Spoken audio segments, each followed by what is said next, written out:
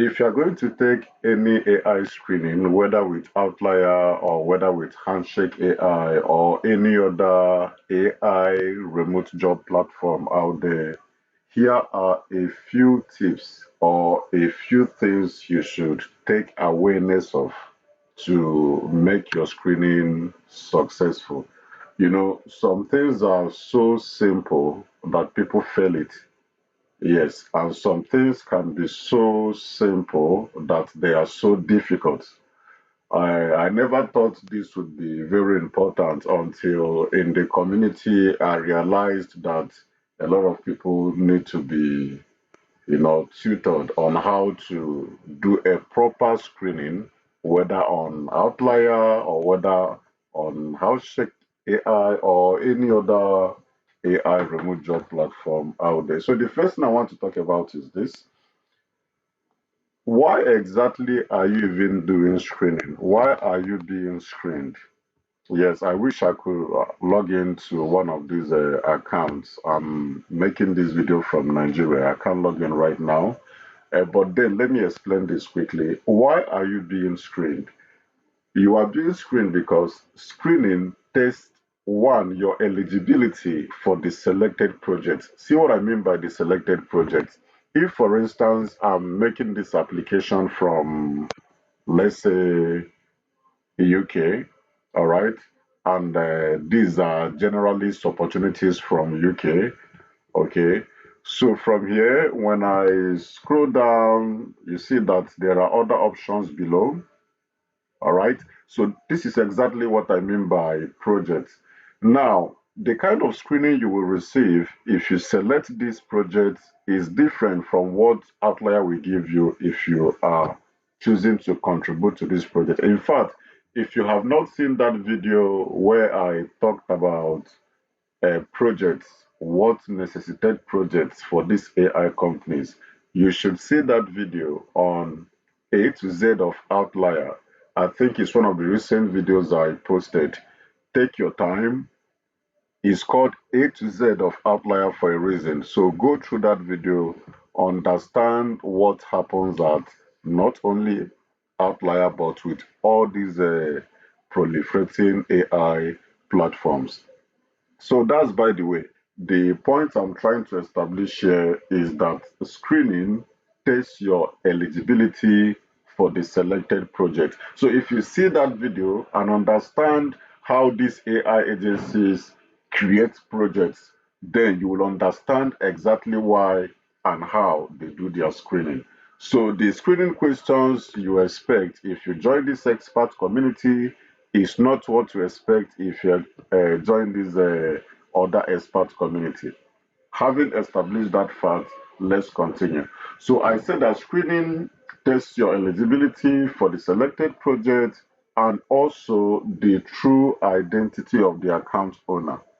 Yes, this is where a lot of people are making mistakes. It's funny to me that having explained enough in all these videos that Nigeria or Africa is regionally restricted from working on these AI remote platforms, a lot of people still go ahead to, play some games. I don't know how you expect to succeed with that.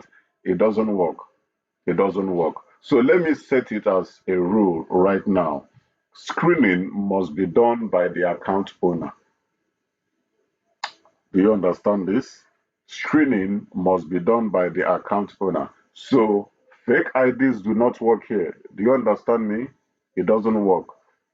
The screening must be done and completed by the account owner because this is one of the real reasons for screening is to vet that account, know who truly owns that account, and also to know if you are intellectually capable to contribute to the chosen project. I have shown you various projects, and I also recommend that video at this point too. See that video A to Z on Outlier so you can see and understand more about AI agencies, their projects, and what they expect people to contribute to when they let out these projects to the public. So I have noted just 2 points. The next thing I want to uh, point out here is this. any AI remote platform screening, it doesn't matter the platform it is, as long as it's AI remote job platform. Like we have Outlier. This is what I mean by AI remote job platform. You have a handshake is example of it. Not every remote job platform is AI powered. Do you understand? So, but if you are dealing with all these AI remote job platforms, all these AI agencies who are training their AI models using human input, if you're working with these platforms, one thing you must do is to make sure you do all their screening unassisted. Are you hearing me?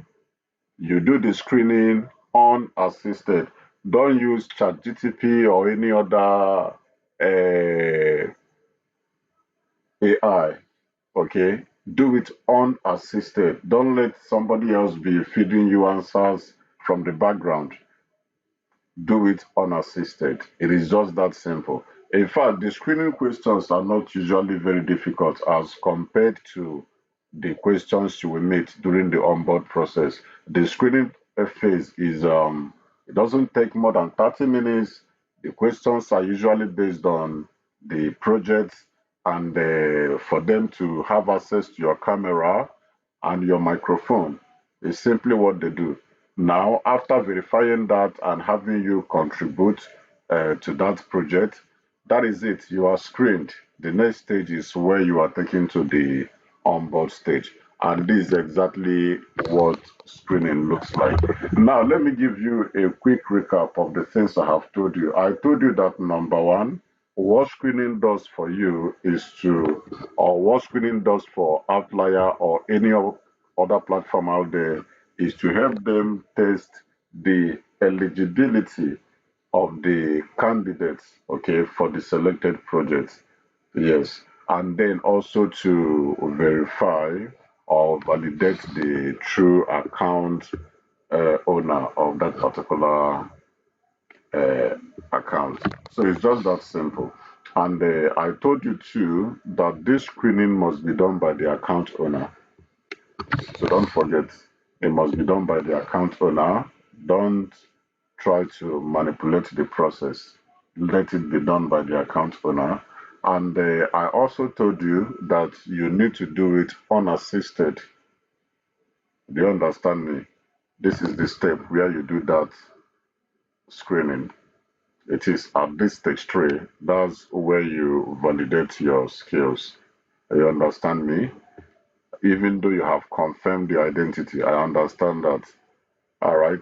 So this also can be called screening, confirming your identity. Now, screening can also come, from time to time. There are various times you have screening. There are times you can have screening even in the midst of projects. Yes. But especially whenever you have screening, it's usually to prepare you for a new project. That's what it does. Especially if you are working already and you now start seeing um, screening again, is simply for a new project. And also, if you want to add a new project, because a lot of people complain of not having projects, if you want to have a new project on Outlier, the easiest way to do it is to add a new skill. Add a new skill from the marketplace, and they will also take you to another screening.